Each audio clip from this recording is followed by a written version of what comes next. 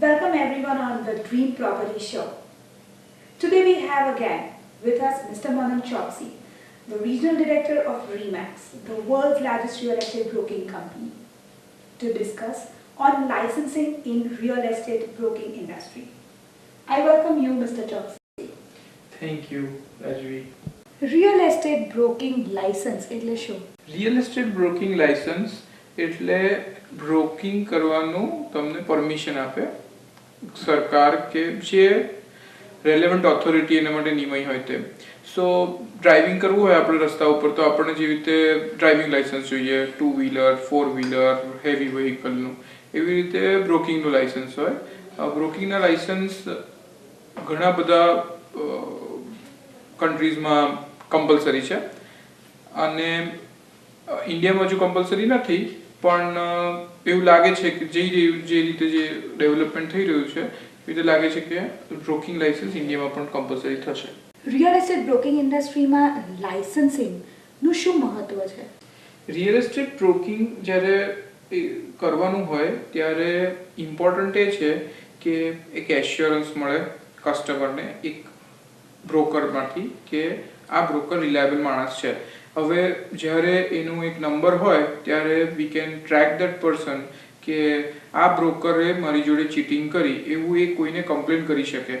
તો આખું આ લાયસન્સિંગનું એક સ્ટ્રક્ચર હોય જેની અંદર એક બ્રોકર રજિસ્ટર્ડ હોય, એક કસ્ટમરને રજિસ્ટ્રેશન નંબર ખબર હોય અને આપણે એની સામે કમ્પ્લેન કરી શકીએ. This is licensing structure. Now that structure gives customer a lot of benefits. હું એ બી જોઈ શકું કે આ બ્રોકર કેટલા વર્ષથી બિઝનેસમાં છે, એને કેટલું ભણેલો છે, કેટલું એને ડીલ કરેલા છે પાસ્ટમાં, અને એનું કેટલું કોઈ કમ્પ્લેન છે કે નહીં એની સામે, કે કશેથી બ્લેકલિસ્ટ છે કે નહીં.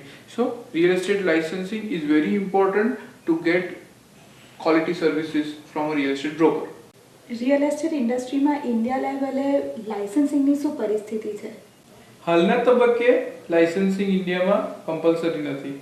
કોઈ પણ માણસ રિયલ એસ્ટેટ બ્રોકિંગ કરી શકે છે, પણ નેશનલ એસોસિએશન ઓફ રિયલ્ટરે હમણાં બધા જ સબ એસોસિએશનો છે, જે અમદાવાદ રિયલ્ટર એસોસિએશન કે સુરત, એ બધાને એક લેટર લખ્યો અને એમ જણાવ્યું કે we are going towards a licensing regime, જ્યારે બધા જ એસોસિએશન એક પછી એક લાયસન્સિંગ લાવશે, એવું એક ડેવલપમેન્ટ થયું છે.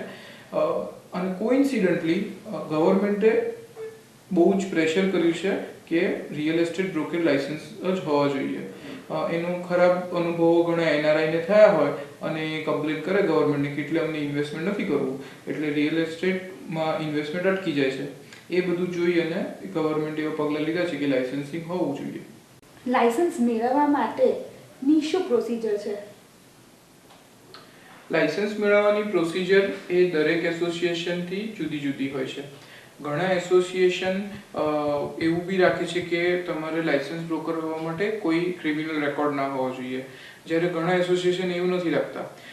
જે ઇન્ડિયામાં હજુ નથી થયું, પણ જનરલી વર્લ્ડ વાઇડનું ટ્રેન્ડ પ્રમાણે હું તમને કહી શકું કે કઈ કઈ પદ્ધતિઓ હોય છે.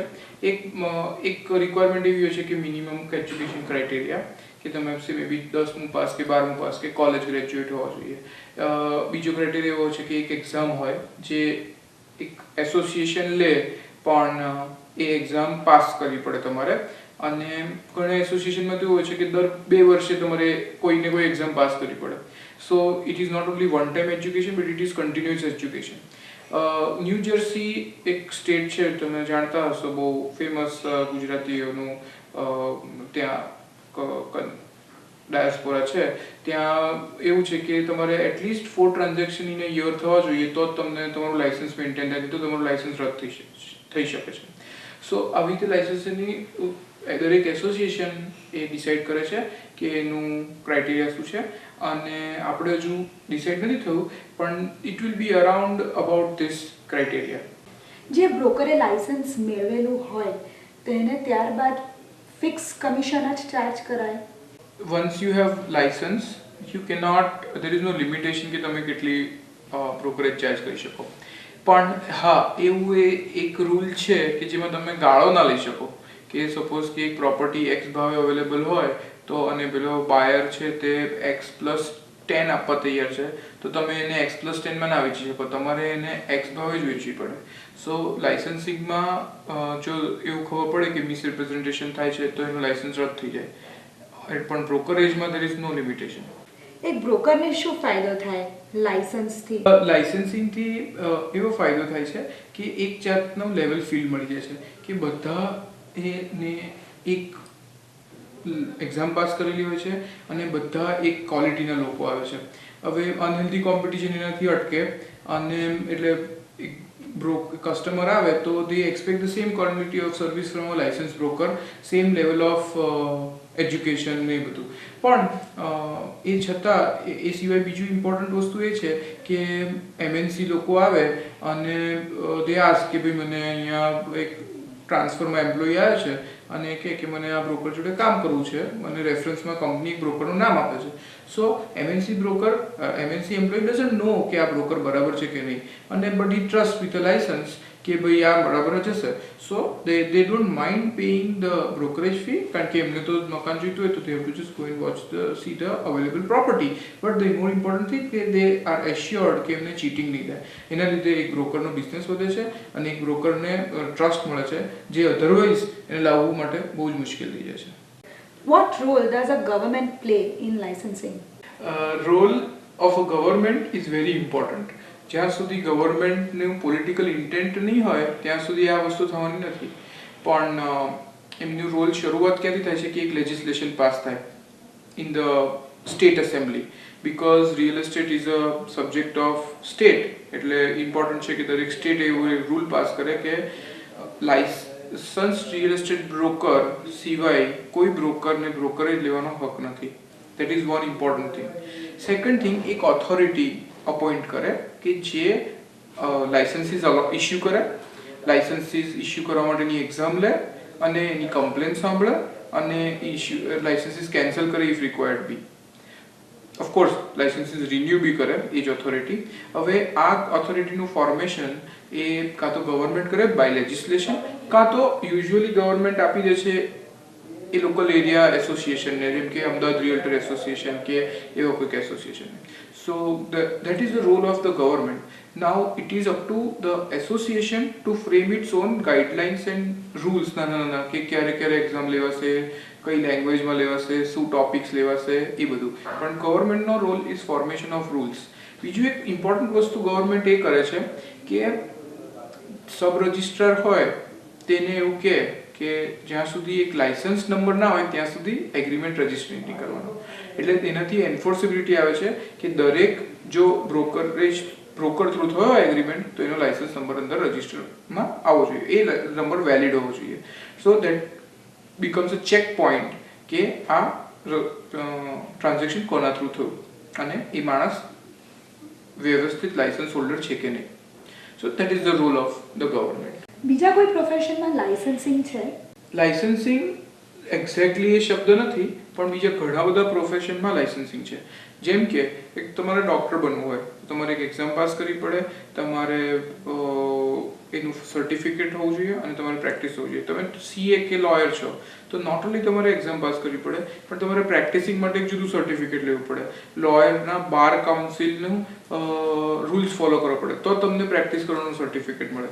Apart from that there is also નવું હમણાં છેલ્લા 5 વર્ષમાં જે એડિશન થયા છે વિચ ઇઝ ઇન્ક્લુડિંગ કે તમે ઇન્સ્યોરન્સ એજન્ટ છો તો તમારે IRDA ની એક્ઝામ પાસ કરવી પડે, તમે સ્ટોક બ્રોકર છો તો તમારે સેબીની એક્ઝામ પાસ કરવી પડે, તમે મ્યુચ્યુઅલ ફંડના છો એજન્ટ તો તમારે MV ની એક્ઝામ પાસ કરવી પડે, તમે ફોર એક્ઝામ્પલ ટ્રાવેલ એજન્ટ છો તો બી તમારે IATA ની એક્ઝામ અને ઘણી બધી બીજી એક્ઝામો પાસ કરવી પડે.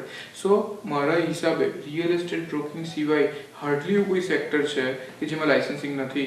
અત્યારે બધા ઇમ્પોર્ટન્ટ સેક્ટરમાં government or semi government agencies licensing implement કરી ચૂક્યું છે. ઇન્ડિયામાં લાઇસન્સિંગનો આઈડિયા કેવી રીતે ઇમ્પ્લિમેન્ટ થશે? લાઇસન્સિંગનો આઈડિયા વર્લ્ડમાં જ્યાં બી ઇમ્પ્લિમેન્ટ થયો છે ત્યાં એક આખા ઇન્ડિયામાં એક એસોસિએશન જો સ્ટેટ ગવર્મેન્ટ જોડે ટીમ અપ કરી અને આ ઇમ્પ્લિમેન્ટ કરે અને ઇટ બીકમ સક્સેસફુલ તો બાકી બધા એક પછી એક એસોસિએશન એને ફોલો કરવા માંડે. એટલે it is just question of one association and one state government implementing this in the right manner. જો એના રિઝલ્ટ સારા આવશે તો આ ઇમિડિયેટલી ઇમ્પ્લિમેન્ટ બધું થઈ જશે. It is not the question કે આપણે ઇન્ડિયામાં લોકોને એનું અવેરનેસ નથી કે લોકો રૂલ્સને ફોલો નથી કરતા. It is just the question કે ક્યારે આપણે as a democracy as a legislature ક્યારે we accept that it time has come to bring about licensing in real estate broking. Mr. Manan, what is the difference between a person who is a member with any of the associations or a person who possesses a kind of license? હાલના તબક્કે એસોસિએશનના member થવું is not a very difficult thing. મોટાભાગના એસોસિએશનને કોઈ જ criteria નથી હોતો મેમ્બરશિપ થવા માટે. So while licensing has a very strict criteria. Okay, હવે as we go ahead as we implement licensing તો મોટાભાગના એસોસિએશન એવો રૂલ લઈ આવે છે કે you have to be a license broker. So unless and until you are a license broker તમે એસોસિએશનના મેમ્બર થઈ જ નહીં શકો. સો ઇન ધેટ મેનર કે એઝ ઓફ નાઉ તમે જોવા જાવ તો એસોસિએશનને એક બી માણસ લાઇસન્સ નથી, પણ ઇવેન્ચ્યુઅલી એવું થાય કે એક બી મેમ્બર વિધાઉટ લાઇસન્સ એક બી મેમ્બર થઈ નહીં શકે. લાઇસન્સિંગ તે ખૂબ જ નવો કન્સેપ્ટ છે, તેની આજે તમે ખૂબ જ સારી રીતે માહિતી આપી. Thank you very much. તમારા ટાઈમ માટેનો ઘણો આભાર. My pleasure. Anytime for Dream Property Show.